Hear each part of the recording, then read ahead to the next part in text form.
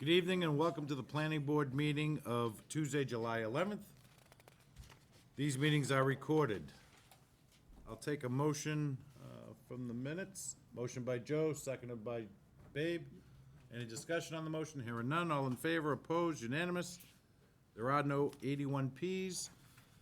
As a matter of housekeeping, I have a request for extension for F&D Central Realty Corp. for Bear Hill Village, Casey Drive and Beaver Street.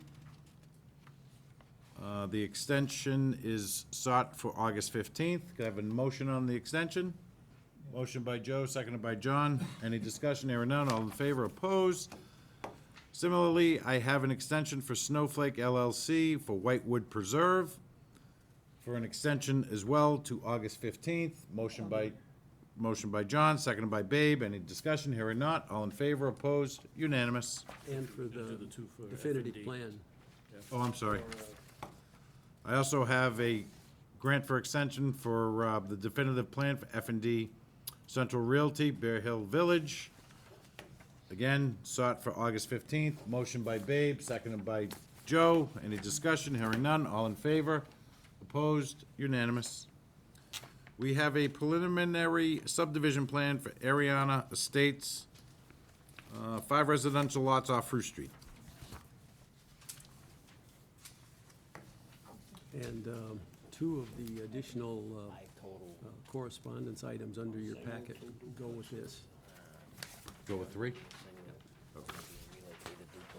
There is and another letter from them. Okay. The applicant is proposing a 5-lot subdivision, residential subdivision, including 1 new street. The property consists of approximately 1.9 acres located south of Fruit Street at 11 and 13 Fruit Street. I've reviewed the proposed plan dated 6/15/17 and find it to be not in compliance with the Milford subdivision rules and regulations for the following reasons. The proposed subdivision includes property from both 11 and 13 Fruit Street. However, only the owners of 13 Fruit Street have signed the application form. The town of Milford filed an order of taking for both permanent and temporary easements over both properties in 1998 for the Godfrey Brook Flood Mitigation Project. The permanent easement appears to be accurately depicted on the plan. However, utility access to proposed lots 2 and 3 cross the permanent easement, and any such related utility installations would therefore cross over presumably the large flood diversion culvert installed thereunder. This does not appear to be permitted under the terms of the permanent easement mentioned above. The storm drainage for the proposed street lot crosses the flood diversion culvert. Again, this does not appear to be the permanent under the term of the permanent easement. Unless a legal determination to the contrary can be established, the installation of the proposed utilities over the permanent easement is prohibited. Therefore, Larry is recommending preliminary plans be denied. I attached the easement there, Mike's letters right after.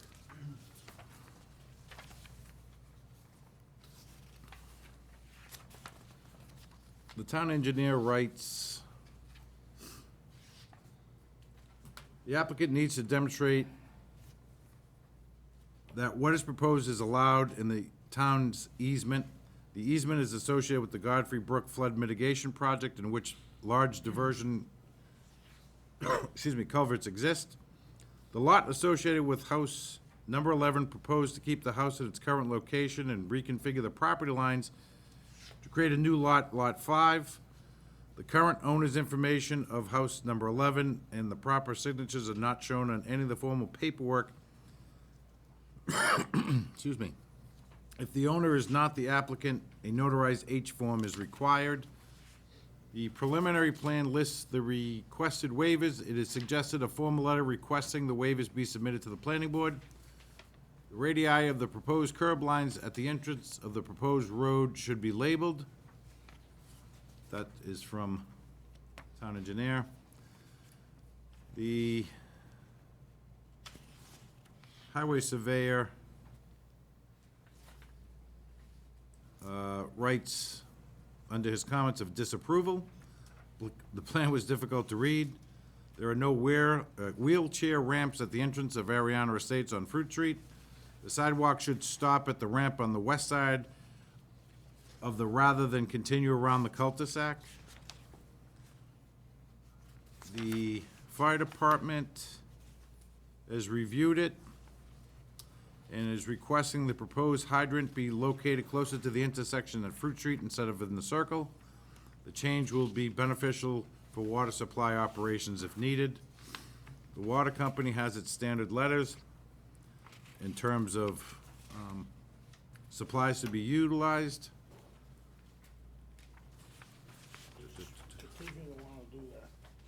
I have a letter from, Water company, you probably want to read the last comment in dark, in bold.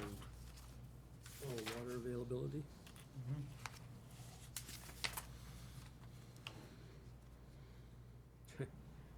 that's interesting. I assume that you're in receipt of the water company's letter? See the water company letter. Well, again, in addition to its normal laundry list of proper pipe and so on and so forth to be utilized, the very last, which is also bolded, is due to water availability, Milford Water Company is not allowing any further water service connections at this time. I don't know exactly how that translates in terms of what you're looking for, but I think it's something that you should probably look into further. Okay. From the legal department, a week or so ago, town planner Larry Duncan asked that I review an order of taking of easements, which was done in 1999, whereby the town acquired the right to permanently install and maintain flood control facilities on the Godfrey Brook. As Mr. Duncan explained to me, there is a residential subdivision proposal which, as currently configured, would require not just passage over the easement area for vehicles, but also underground utilities, including water and sewer, which would, as I understand it, run over the culvert which the town has the right to continue to operate and to maintain. In the course of our discussion, Mr. Duncan expressed his concern, which I share, that there could be difficulties in terms of maintenance for the flood control, the town flood control system, flowing from the installation and maintenance of the utilities, which could cause an impediment to the town's acquired easement rights. As spelled out in the easement, the rights the town acquired are listed as permanent and temporary easements necessary for the Godfrey Brook Flood Mitigation Project. The document goes on to provide that it is intended to secure for the town the easement as shown on the recorded plans, including every right necessary for providing on a permanent basis the construction, maintenance, operation, and improvements as necessary of a permanent system of culverts and other structures. In subsection 2C, more specifically, the town provided, the taking documents provided as following. With respect to each of the above easements, the right to enter upon the estates created hereby in such a manner that at such time as may be deemed necessary or convenient for the accomplishment of the aforesaid purpose, and the right to remove any trees or structures within the easement area as may be necessary to construct or maintain necessary facilities. There would be no concern if all that was being done was the establishment of driveway over the town underground facility. It is no more difficult to remove a driveway in order to effectuate repairs to the structures than it is in a lawn area. However, it would seem that there would be concern from the engineering construction perspective if utilities were going to be put in the ground and cross above the town's facilities. There could be concerns of drainage being caused during the course of the installation of those facilities, and that would be concern about the town's ability to correct problems and the cost of such corrections. If difficulties may arise in the future with the underground facilities. It is not that such a construction is absolutely forbidden by the easement documents. However, it is, in my opinion, this matter and is within the area of concern which your board may address in relations to whether or not This is the proper method of locating utility lines. Obviously, at this stage, it is more of an engineering construction issue than legal issue. The foregoing is not to say there may not be alternatives that could render the installation more reasonable and less of a potential impediment upon the town's easement rights. It might even be possible to accomplish this by a requirement of a assertion in the deeds of all subsequent landowners, specifically putting the responsibility for any costs involved in damage to town property and/or cost to the town caused by the existence of such structures in the course of town repairs to be upon the landowners. And such resolution is within the purview of the planning board. In any event, the questions are unfortunately for your board to address. As I indicated, there is an engineering construction perspective in the efficiency of any proposed mitigation solution.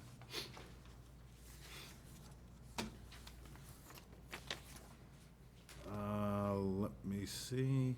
Oh, this is And then the- from, Yeah, that's the from- request for the. from you, Peter. waivers. On behalf of the client, Claro Corporation and Lily Bean Corporation, we are filing this preliminary plan for land off of Fruit Street with the following waivers from the Planning Board subdivision rules and regulation is requested for the subdivision. Article 5, Section A, Streets H. Property lines at street intersections shall be rounded or cut back to provide for a curb radius of not less than 20 feet. Article 6, Section 5, Sloping. Allow grading within the limit of the right-of-way from Station 0.00 to Station 1.00 in lieu of sloping outside of the right-of-way to grade. With that, Peter, it's all yours. You want me to, I have the Form H notarized. That was the question, from the owner of 11 Fruit Street. And then after talking to Mike, I revised my letter, and I only need one waiver, which is the sloping within the right of way. I don't need the other waivers. So just for, I got rid of the first waiver. yep, so you're only looking for, allow grading within the limit of the right-of-way from Station 0.00 to Station 1.00 in lieu of sloping outside the right-of-the-way to grade. That's correct. Okay? All yours. Okay. For the record, my name's Peter Lavoie. I work with Gary Aaron Hellnon. I'm the engineer on this project. And I'm representing Clairol Corporation and Lily Bean Corporation. With me tonight is Dave Clairol. So the project's located on Fruit Street, which runs along here. Main Street is up here. We're right at the intersection of Leonard Street. Currently, there's an existing single-family house in this location here at 11 Fruit Street. And then there's an existing two-family house right in the middle of the road, where the road's going. Basically, the lot, two lots combined, 1.9 acres in size. We are in the RA district. We have the existing culvert and easement in this location here. We have Godfrey Brook, the open swale is right here, as long as also as wetlands in this location here. Basically, the backyard is grassed, and there is some wooded area also in the back. Basically, it slopes down to Godfrey Brook in this location here. We have water and sewer in Fruit Street. So basically, what we want to do is we want to construct a 212-foot cul-de-sac in this location here from Fruit Street to the back of the right-of-way, so that's 212. Cul-de-sac area here with an island in the middle. The width of the pavement is 28 feet wide. Basically, I did revise the sidewalk. It comes down and stops right before the cul-de-sac. That was one of Scott's comments. I also added handicap ramps at the entrance. That also was one of Scott's, the highway superintendent's comments. And basically what we're gonna do is we wanna construct 1, 2, 3 new duplex structures. And those, on 1, 2, and 3. We're gonna take the existing two-family and move it to lot 4. So we're gonna use that structure there. but that will be a two-family. And then we just reconfigured 11 Fruit Street, and that will stay a single-family structure. We're gonna tie sewer, we're gonna bring a sewer line into the center of the cul-de-sac, gravity. Lots 4 and 1 will connect to the sewer by gravity. And then lots 2 and 3 will have pump chambers, so there'll be 2 pump chambers in the backyard here, 2 pump chambers in the backyard here. And to minimize the crossings, I kind of brought the 2 force mains side by side and tried to cross the 2 force mains, the 2 2-inch force mains across that easement to minimize the crossings of that permanent easement. Water services will bring water into the property. I did relocate the hydrant up near the intersection as the fire chief requested. And then 1 and 4, they'll come off to the water line. And then 2 and 3, I brought the water lines together and then crossed the water, trying to minimize the location of the crossings. I minimized that by bringing the 2 water lines together and crossing over to tie into that water service. Drainage, basically what I would like to do, propose, is I removed the drainage structures that I had, and I basically just want to do an open swale into a basin. And then I'll mitigate my storm events there. I will, for the additional for the additional impervious, I'm going to add infiltrator units for the structures. I haven't shown that on the plan, but that was my intent for my drainage. We will have to file with conservation. I did label the radii at the entrances. They're both 25-foot radiuses. Whole main, one crossing. That's basically it. I mean, if you have any questions. Thanks, Peter. Questions from the board?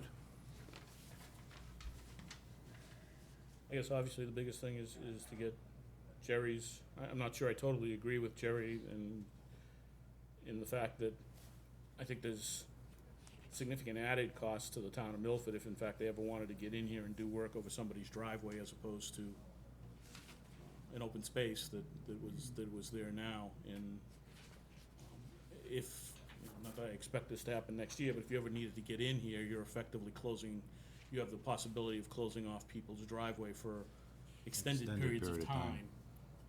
So certainly that would need to be addressed in any type of deed that goes forward. I don't necessarily agree with the highway surveyor. We've had this before. I believe the sidewalks need to go all the way to so that everybody can There's access a access. sidewalk as opposed to just in the front, so I don't agree with that comment and would expect to see sidewalks around the cul-de-sac. I thought we had changed that so it does stop at the beginning of the. I don't Yeah, believe so. the amendment to the subdivision regulations, the latest one ended it as it goes to the cul-de-sac. It doesn't, Doesn't it go isn't around at required. all? Correct. Typically, you have multiple driveways close together, so doing the sidewalk, was problematic. So that was changed. When was that, 2012, maybe? Yeah, well, that was part of the, when we changed everything for the stormwater management. That's when we went from 2 sidewalks to 1 sidewalk. Yeah, I know we went to one. And we stopped the Thought we were sidewalk around at the the sidewalk, beginning, yeah. I I guess I don't agree with that, but that's fine. And I'm not sure that I could support the waiver in that now puts a significant slope going into the property. I believe that area needs to be as per the cross-section. I don't see any reason why it wouldn't be as per the cross-section. I believe that's a waiver for convenience in terms of them getting the work done. That's not our job, that's their job.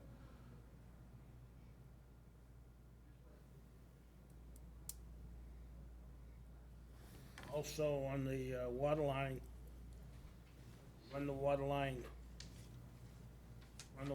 over the drainage culvert, and then and only have 1 crossing instead of having 4 crossings there. So you wanna bring the 8-inch across And tee it. and then tee it on the opposite side? Yeah.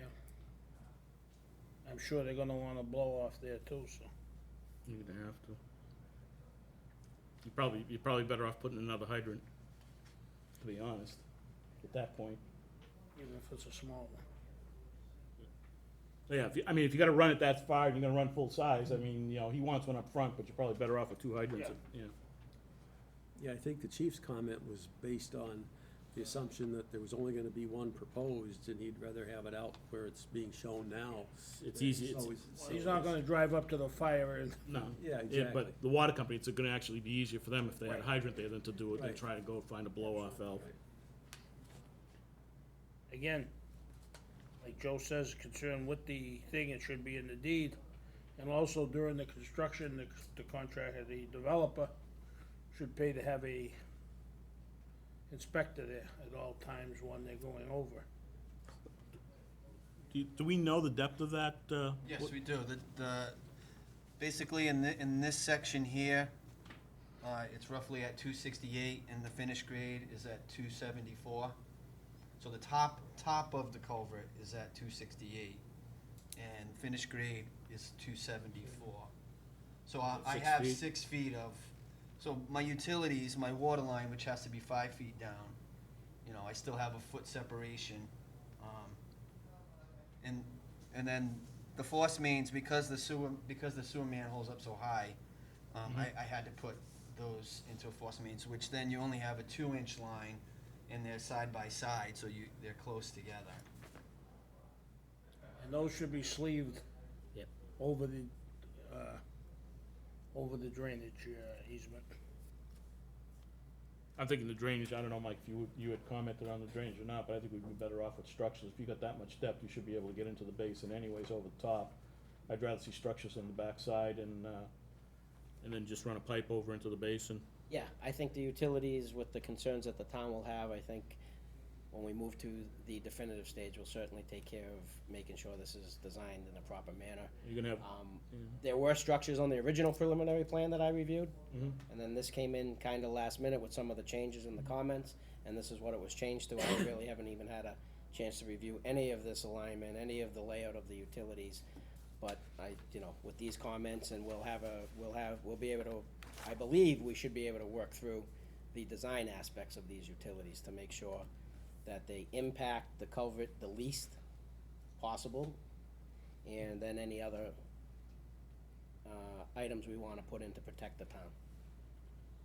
yeah, I mean, I think in terms of the drainage at that end, this is all full granite curb, so I think the catch basins with curb inlets would work better. And then one thing I think the engineer may wanna point out is why that alignment is the way it is, therefore requiring that waiver of the slope.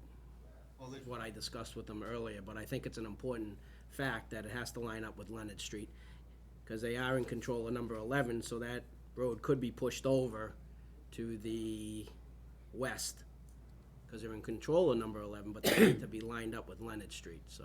for the Right, center and line like Mike job. said, the reason why we were trying to line up the center line, so we didn't have to go for that waiver, and that was the reasoning of the grade there. But that grade is a 3-to-1 slope. Yeah, but you could rotate that grade, you're, based on my looking Right, at that, I if you take could- this and rotate this away, So I you could may lower only this- need, I you may could only need a lower little this. bit of that, yeah. Yeah, I could Yeah, a lower little this less, side and hold that. I'm just pointing that out, that's why that's kinda. Yeah, I understand that certainly it would be advantageous to line those up, but, you can't take the whole cul-de-sac and rotate it down. It probably could be refined a little bit, sure. One of the things I suggested to Peter is that they consider looking at getting access over the adjoining properties to the west, which actually front on Green Street, to have sewer and water easements for those two new two-family homes on Lot 2 and 3, so that there would be no utilities crossing the diversion culvert other than our own, which will eventually be our own storm drain from the street. So that, but you know, I don't know that they've had a chance to even investigate that, but that would avoid the issue altogether as far as private utilities, and these are, I'm assuming, gonna be condoed out in the future. It's very likely they'd be condoed out in the future, so now you're dealing with 4 separate property owners, you know, if we needed to get in there. Or the reverse, you would have the potential for 4 separate property owners hiring 4 separate contractors doing work on their utilities right above the culvert, so.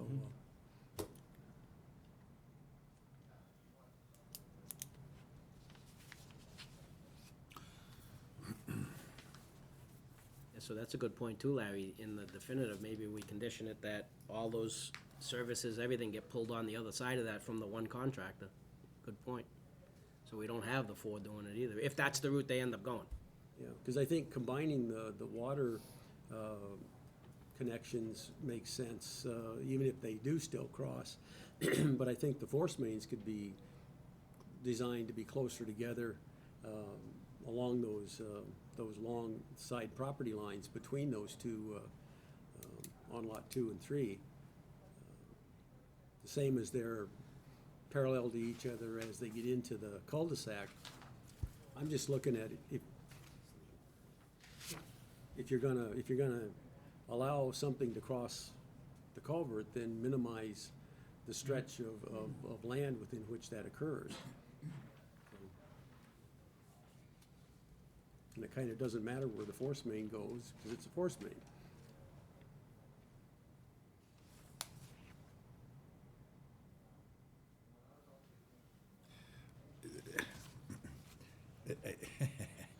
I think it's a little presumptuous to assume that you, in theory, you're gonna lay upon 4 potential homeowners costs associated with any type of repairs that may be. I think that's, I gotta be honest with you, I think it's very presumptuous. And I think it's foolish. And I think it's unrealistic. I really do. I think you're actually putting a burden on 4 families that probably conceptually don't even know what that means until it's too late. You know, I think you'd have an easier time if those were perhaps single-family opposed to duplexes. But I gotta be honest with you, that to me is unrealistic, and I struggle with that, and don't know. For the utilities? To be able to have to put in their deed that they'd be responsible for the costs associated if the town had to go in and maintain and rip up whatever they had to do to maintain them. But there are no other driveways and easements or? I don't know in of that, town? Peter. I'm just looking at this one because this is what's in front of me, I mean, I'd Peter. have to- Peter, this is what's in front of me. I understand. And since this is a preliminary, I'm telling you preliminarily what my concerns are. Right. I can't speak to whatever else is out there. I can only speak to this. But again, I think it's unrealistic. And like I said, and then to share the cost and multiply it by 4, I don't see it. I just don't.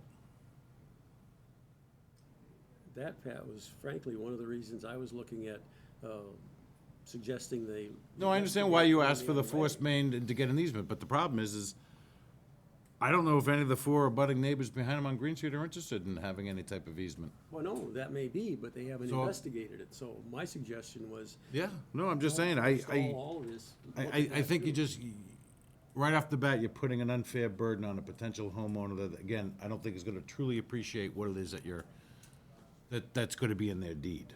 I struggle with that. I think it's unfair. My 2 cents.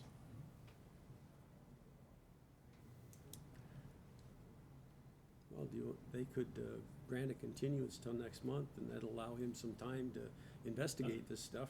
Doesn't really matter. I mean, it's, to me, I would disapprove the plan and let them go forward. They have the right to go forward anyways, based on the comments they've heard. Well, If yeah, they wanna do a definitive plan, it's not, it's Yeah. no, yeah, well, I think they've heard the comments. I think, you know, there's certainly some issues that we have, and if they go forward and put in a definitive plan, they need to address those. I'm not sure that there's a, I do just have a question, if you guys don't mind. I'm Dave Claro, Claro Construction, one of the owners of the property.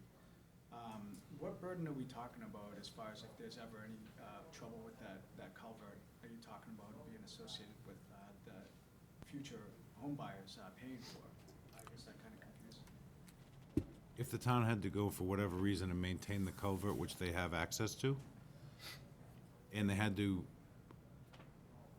take away people's driveway to get access to it, or part of their lawn or property or what have you, it would then be subsequent up to the homeowner to pay the cost of repair to their driveway or their property. It wouldn't be up to the town to go back and repair it. Or their sewer line or their Or their water sewer line or water line or whatever else may be there. That would be the town that would, No, the town would not be the one paying for it. It'd be the ultimate homeowner would have to go back and repair it on their own. That's what the easement's for. That's what the easement's for. That's the problem. But do they normally, when they do work on someone's property in an easement, do they normally repair it back to the way it was? Is that? that's the part that confuses me. Peter, I can't speak to that. I can only speak to what the town, That's just a general question, though. I'm only going on the limited information that I have from the legal department, from Jerry. And according to Jerry, his suggestion would be, or what his comments were, that the cost of repairs associated with restoring what the town perhaps may have had to remove would be on the ultimate homeowners. It wouldn't be on the town. I believe he suggested that we potentially put it on the deed, but not actually explicitly say that it would be on the homeowner itself. For example, if the easement ran through Main Street as it does, Okay, but stop. You guys want to talk about something that's already in existence. You're here as a preliminary. Let's just stay focused on what you're here for. Let's not get concentrated on what the town's done in the past and what they're going to do in the future, because that's not really relevant. What's relevant is what you're asking for. I'm just saying. I'm just thinking ahead so that, I understand your end of it. I just want to be able to address everything, so I'm just trying to get some clarification, that's all. My question is, what was, and I don't know that, and we need to go back, I think, to town council as much, because I don't necessarily agree with what town council said specifically, but, I believe that there's a significant cost, a significantly greater cost if this were developed than what the town originally had. If they have to go in and do work over driveways and stuff, again, and maybe we put that in a deed. You don't have access to your driveway. That's what we end up having to do if we go in. Because the expectation, if I were living here and didn't have that in my deed, is that if you're gonna go in, you're gonna build a temporary bridge over that culvert or whatever, but you're gonna give me access that night so I can get to my house. Those are the issues that I have in terms of expectations. More of an inconvenience aspect than a monetary. Yeah, that's mine. I mean, I believe at the end of the day, the town would put it back the way it was, but I also know that the people that are out there, there may be a different expectation, and I wanna make sure that that's covered. That, I don't believe that the town's expectation when they took this easement was that they were gonna be inconvenienced to the extent of a significant cost variable to do the work. Putting pavement back at the end of the day may not be the end of the world, but having people not have access to their driveway for 3 or 4 days or longer is, and the cries that the town will hear when that happens is something that I wanna make sure is covered. So that's my issue, and certainly that's one that I asked the town planner at some point, if this does comes back forward, to make sure that we've at least addressed with town council again to that extent. We're gonna continue this?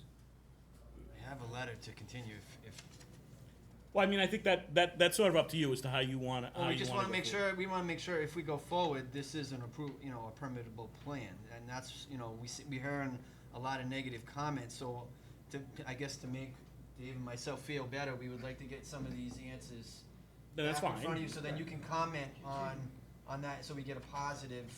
If that's the way you wanna go, I don't have an issue with I don't that. feel a positive feeling at all, and I'd like to. So I do have a request to continue. Thanks, Peter. I mean, I think the other thing, if you do plan on continuing is,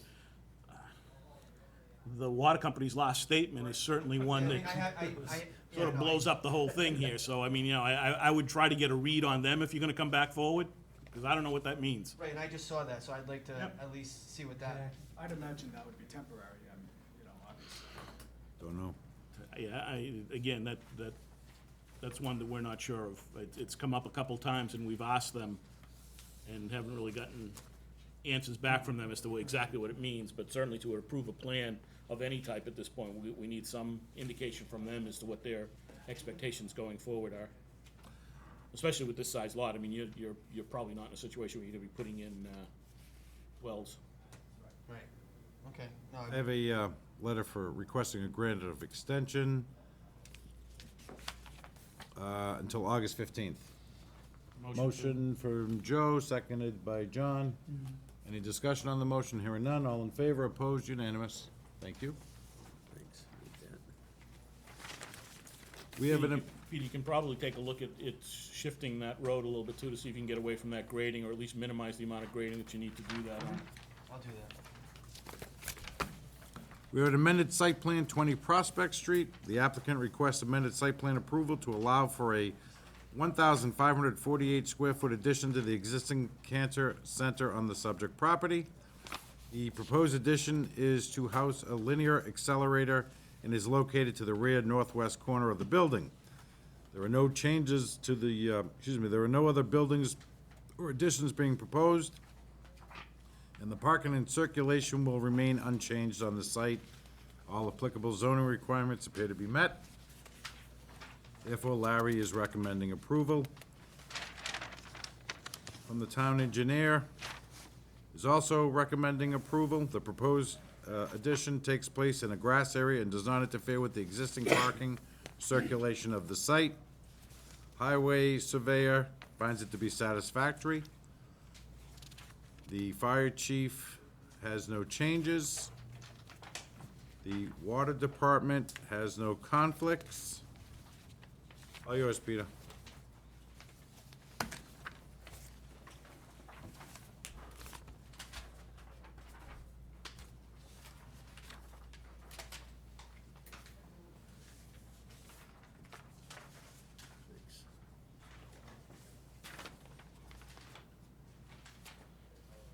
Okay, for the record, my name's Peter Lavoie, I work with Gary and Halnon. The project's located at 20 Prospect. Prospect runs along the bottom here. This is the existing cancer center here, and existing parking.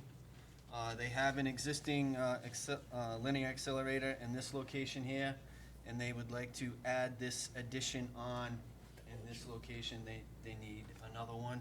They're basically putting that 39 by 41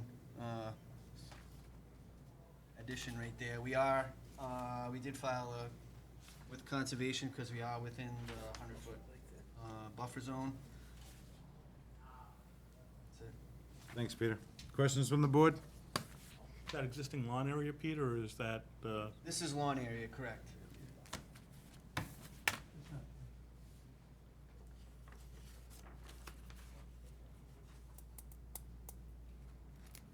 I move we approve the site plan. Amend- Second. Motion for amended, approval of the amended site plan, seconded by Babe.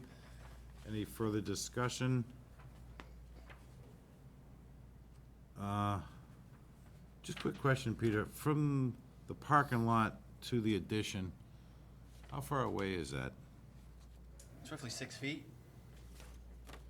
Do you need to put any bollards there? No, because overhang. Is it raised? No, it's flat. Okay, Well, there's a curb along There's there. a curb yeah, there, but- so. Okay, anyhow. all right. so- All in favor, opposed, unanimous. Thanks, Peter. We have an amended site plan for 44 Green Street. The applicant is requesting amended site plan approval to allow for a change of use on the subject property. Specifically, the change is from the former karate studio, excuse me, to a retail convenience store with the same 2,900 square foot of the building. The numerous inconsistencies of the site plan, as noted in the town engineer's report notwithstanding, the proposed change in use will result in no net increase to the required off-street parking. Further, as the town engineer also noted in his report, the portable warehouse located behind the building has still not been relocated to comply with the ZBA special permit, see attached, that was granted on 1/15/16. Therefore, Larry is recommending approval of the amended site plan, subject to the relevant agency comments. and subject to the relocation of the storage unit previously approved under the 2016 ZBA special permit.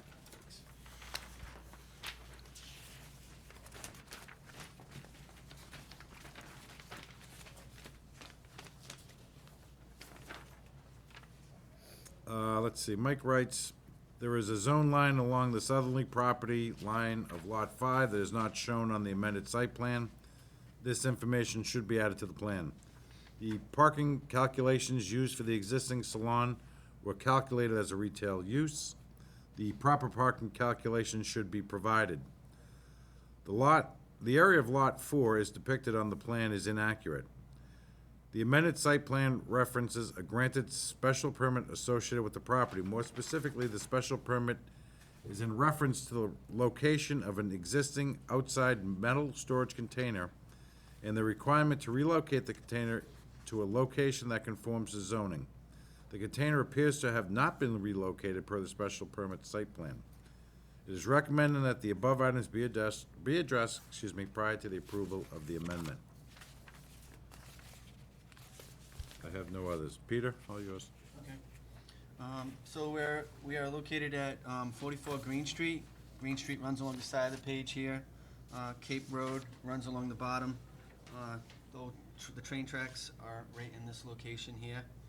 So basically, you have your existing structure right there. The convenience store is the hatched area, which was the karate. So that's going to be converted into a Mediterranean convenience store. So it's a specific convenience store. So I did revise the plan per Mike's comments. I added the zone line, so RA runs along the outside, and this parcel here is in the CB district. So that was added. I revised our parking calculations as under the salon. So 1.5 spaces per chair plus 1 space per employee. Basically came out with 9 spaces. It didn't change from the previous Bless you. number of spaces that were required. Lot 4, I did change the drainage, the area of the lot. It's 8,832 square feet. And then I added the approved location of the storage container that will be relocated per that special permit. I just took the location off the special permit plan and put it there. That's it. Thank you, Peter. Questions from the board? I guess I just agree with the town engineer that I wouldn't approve this plan until they actually move the thing, considering it's been 1.5 years and they haven't done it yet. The only thing that we have to hold against them now is to move it or don't get your special permit. I mean, if we grant this on a piece of paper, obviously the last piece of paper meant nothing to him for 1.5 years. He did nothing. So if we grant it, I can guarantee you where the container is gonna stay. So my feeling is that we don't grant the special permit until it's actually moved to the location it's supposed to have been in 1.5 years ago. It's amended site plan for us. Yeah, the special permit was already approved by ZBA, but this is, An amended site This is plan. amended site plan. I'm saying we don't approve the amended site plan until it's actually moved. I don't have anything else. I mean, it's fine. Everything else is fine, but, you know, you got 1.5 years to move the damn thing. You wanna Move it. continue it then? Yeah. Well, let's continue. well, we can have the building official hold up occupancy, if you wanna try that. No, Although, that's not what because Joe's, we're that's not what only Joe's meeting looking for. once next month again, so. Want to continue? Continue it. I got no problem with that.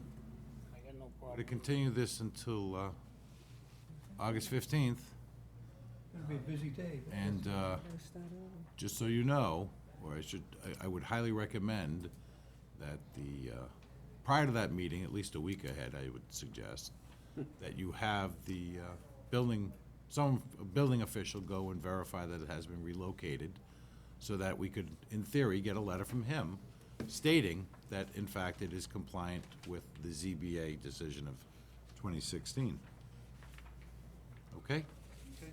Thanks, Peter. We have an amended site plan for 23 Maple Street. The applicant requests a variance to construct an industrial building on the subject property. The property consists of a proposed new lot on the corner of Industrial Road and Birch Street. Oh, shoot, this is yours, Joe. Sorry. No, No, this is I'm that. sorry. This isn't it. What did I do with 6? Have it. You must have got I don't this. have a 6. No, there isn't a 6. No. The, Say, I don't Oh, I'm read it. sorry. That's yours, sorry. Maple Street. I'm sorry, Jennifer I got ahead Zero. of myself. I got used to reading what was in front of us. Yeah, that was Pat continued. these down. Yeah, I didn't rewrite this, Sure.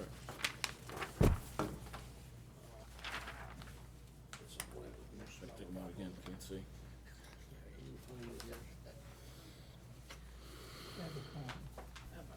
at your Oh, this last is- meeting. Yeah, This is the daycare. The daycare center had a number of problems with what was presented.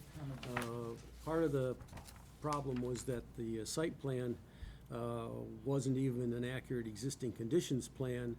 It was just an old plan that had never actually been followed properly, so it didn't accurately represent what was on the ground, especially in terms of parking locations and circulation and things like that.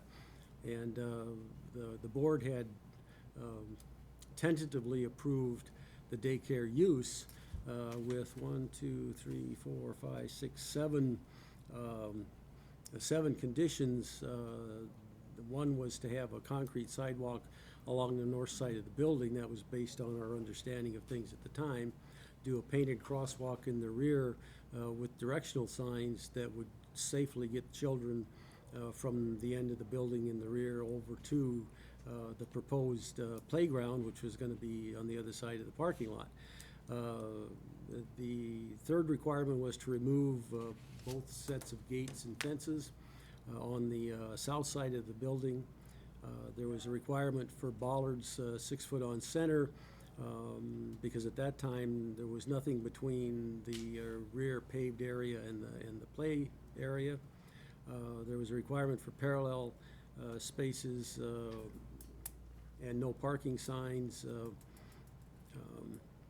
The parallel spaces would be removed because they had been placed near the street improperly, and there wasn't sufficient width to have them there to begin with.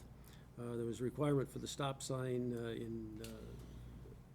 toward the rear of the building, but again, that was based on what we thought we were looking at the time, and a requirement for speed bumps. In the interim, and you had been presented that night with a letter that wasn't on letterhead from Dan McAuliffe, who actually is the vice president of Eaton Apothecary. I had spoken with the president of the firm and Dan himself, and we went over the plan. And what we had come up with is what I think we have before us tonight, which should show, and you'll be able to go through it.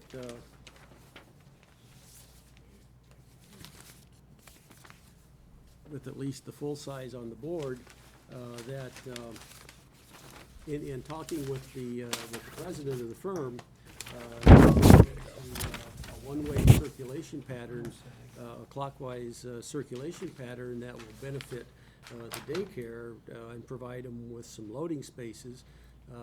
It eliminates the fences altogether. The owner of Eaton Apothecary has also agreed to not take any deliveries from semi-tractor trailers, that all of the deliveries will be by box truck, which really frees up the rear of the property. And then when you combine that one-way circulation pattern with angle parking, you're able to come up with what what Norman will show us in a minute on the plan. The other thing that they were able to address by approaching it this way is that they can revamp the second entrance on the north side of the building and provide a handicap accessible ramp from that doorway to the rear of the building that would line up with the crosswalk. And there'd be obviously a stop sign at that point for the one-way traffic as it circulates around the building. But what it also provides is 4 or 5 loading and unloading spaces along the north side of the building. So when they're dropping off kids or picking them up, that's additional space to do that in addition to the 3 remaining spaces as you exit the site to the east. So, Larry, can you just quickly explain the loading and unloading spaces? well, that was the area, the pickup and drop off, that's what it was supposed to have said.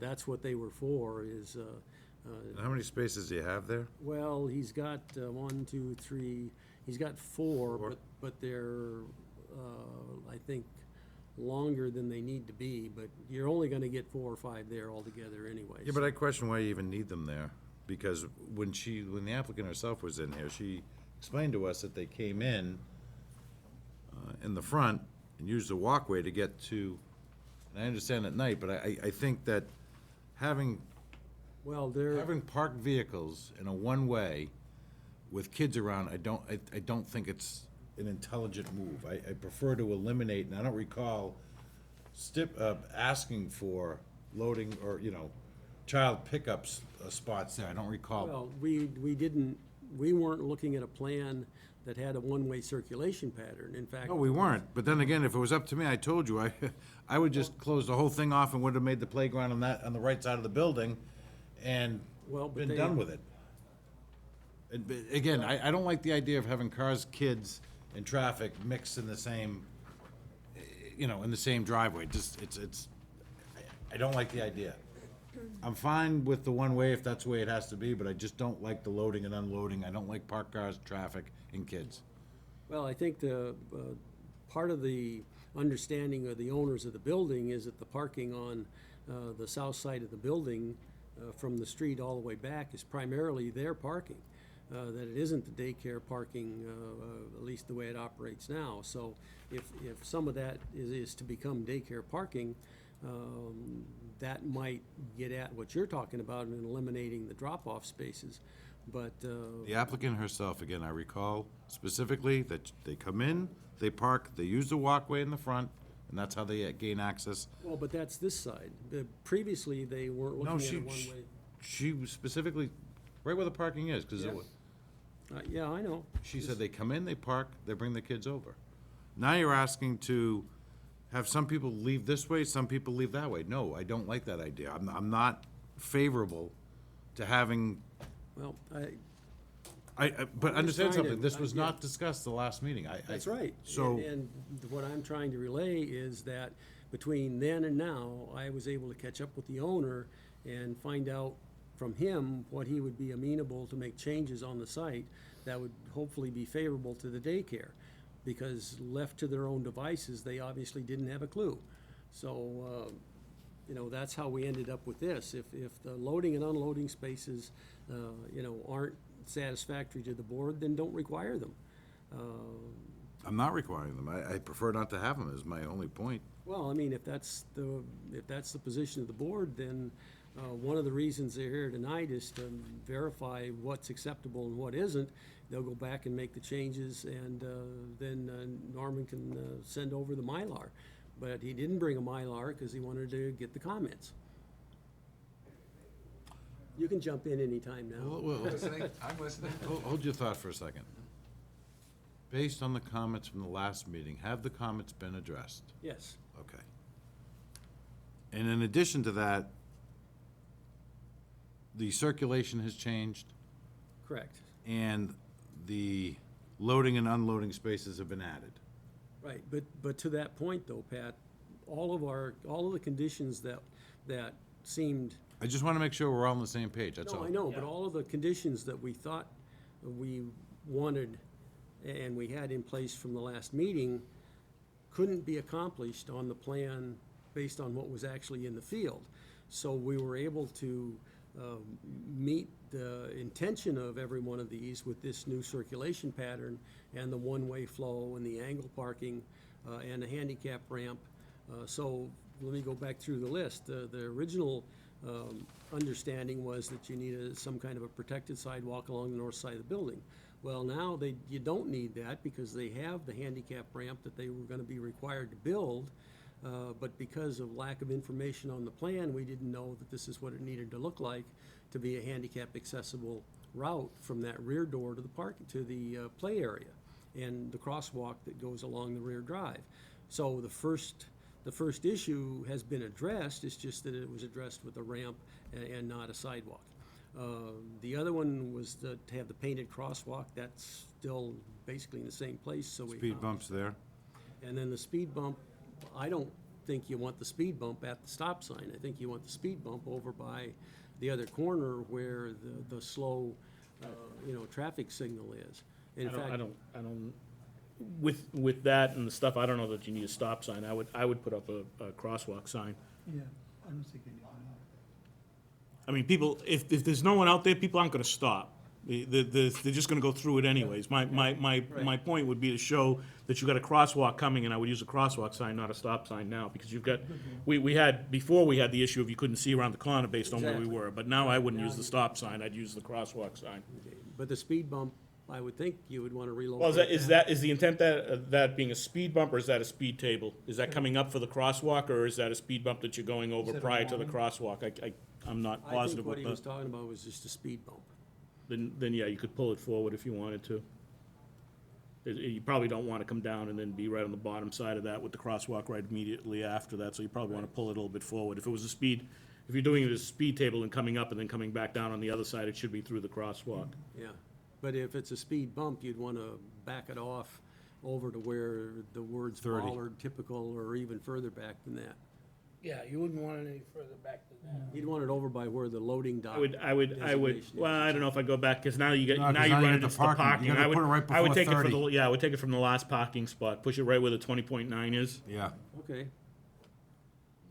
All right, so then, let's see, okay, remove the gate and fences, they've already agreed to do that.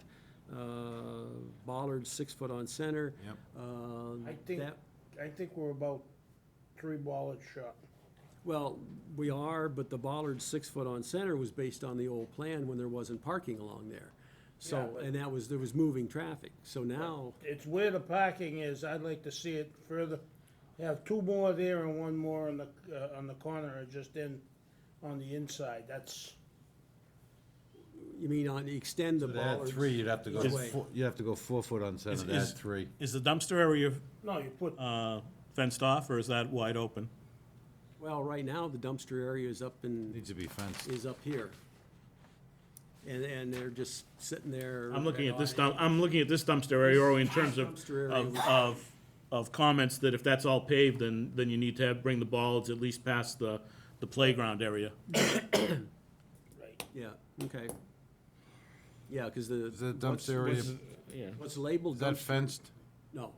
So then, if that's just gonna stay as a paved area, the fact that it's not parking doesn't, you should extend the bollards all the way to the edge of the playground area and then do them 4 feet on center if you want. Yeah, the bollards there now are probably, 10 or 11 feet on center because of the angle parking. So, and that's to line up with the center of each car. My only suggestion, when they were making these changes, was you might want to have bumper stops on those stalls in addition to the bollards. Because the bollards 6 foot on center was based on free flow traffic through that area. So now that you're gonna have cars parked there, I think what he's shown is appropriate, he just needs more of them going each way. And whether or not you wanna require bumper stops, it would be up to you, but to the point that the bollard issue is being addressed with this plan, that was one of the items, it's just that it looks different now because the plan is more realistic. The parallel spaces along the north side have been removed, and the loading area, there was sufficient room to have loading spaces, loading and unloading, or pickup and drop-off area if the board was amenable to that. It seemed that the operator liked that idea of being able to have the additional pickup and drop-off space because different groups of kids or different age groups of kids are coming at different times, so that's why that ended up being there. And I can respect that, but she has to also understand that the driveway is not designated exclusively for her. Right, And for those people who are not expecting to see kids darting out from a parked car, it's a dangerous situation. I can't go along with that. I'm just, me, myself, and I. Right, and then the stop sign issue, obviously, we'd be changing the stop sign to the crosswalk sign, and they have a warning sign at the corner of the building that says slow, children at play. At least it doesn't say what our signs say, which is slow children. Anyway, that's another whole thing. And then the speed bump issue, we talked about that. The owner actually was thinking of adding a speed bump or two on the south side of his building anyway, but that really doesn't affect this area in back that we're talking about. So all of our issues were actually addressed. It's just that they look different on this plan because this plan might actually work. So the only thing that's a contentious issue, if you even want to call it that, is Pat's concern about having the drop-off space. So if the board agrees with Pat, then don't include that. They can tweak the Mylar and then I can call you tomorrow and you can sign it. Yeah, it's just, the bollards have to go in the driveway area, they have to be 6 foot on center. Even though they're in front of the parking spaces? In other words, you don't want a vehicle to be able to go through. Correct. So if we, I don't know what these are. And the I'll tell you in a what's second. Hold on. And the bumpers, the traffic stoppers, they don't work.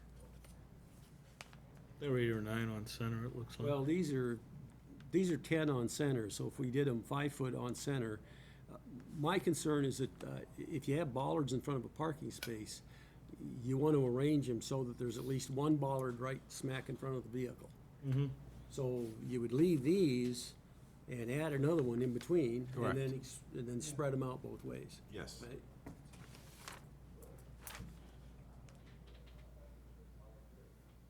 So they're 5 foot on center, and there are more of them, so we can I figure hate that to out. have them put them in, but again, recently with the ways these vehicles have been going through everything, Yeah. Yep.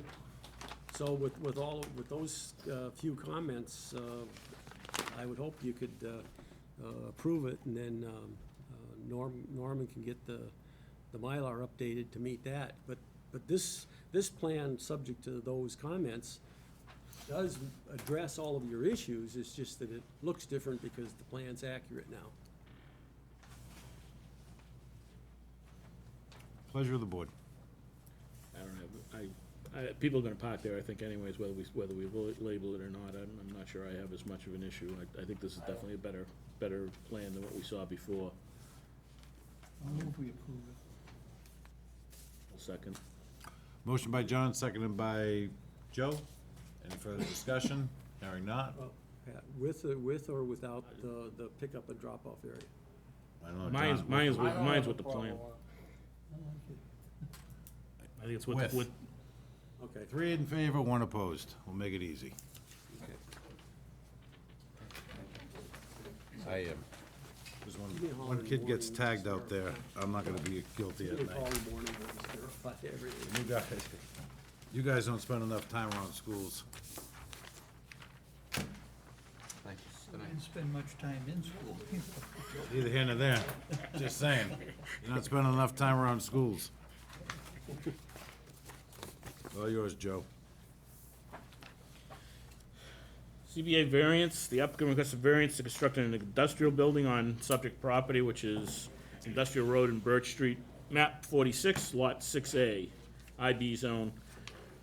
Property consists of a proposed new lot at the corner of Industrial Road and Birch Street to have the majority of its frontage on Industrial Road.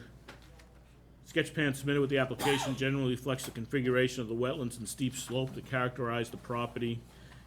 Given the location of the constraints and dimensional requirements for truck maneuverability, a reduction of the required front yard setback appears to be warranted. Sketch plan is only a general depiction of the proposed development is sufficient to document the environmental constraints existing on the site. Larry gave a favorable recommendation, should go to the board, and then we have the actual application, and in the back you can see a proposed build-out. Yeah, I did a blow-up of the building pad itself, and then the full plan on the next sheet. So they're proposing at some point to do some 81P plans. It's land court land, so there are other filings they need to do. But in terms of the variance, the proposed property lines are fairly accurate. And it's not actually the property lines that precipitate the need for the variance, obviously. Anyway, it's the terrain and the wetland configuration. So that's why I was recommending a reduction from 50 to 25-foot front yard. Yeah, that's just so members are, it's a 50-foot required, 25-foot is proposed for the variance. Yeah, I'm not sure why we still require 50 feet front yard setback in an industrial zone these days anyway, so we might want to go back It's an and, industrial, it's an Amend industrial that. zone, so I'm not too concerned. I recommend we give a favorable recommendation. Motion by Babe to send a favorable recommendation to the zoning I'll board. second all. Seconded by John. Any further discussion? Hearing none, all those in favor? Aye. Opposed, unanimous at 3, 1 abstention.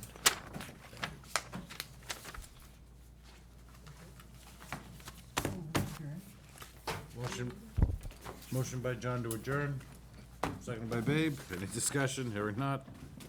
All in favor, opposed, unanimous. Thank you and good night.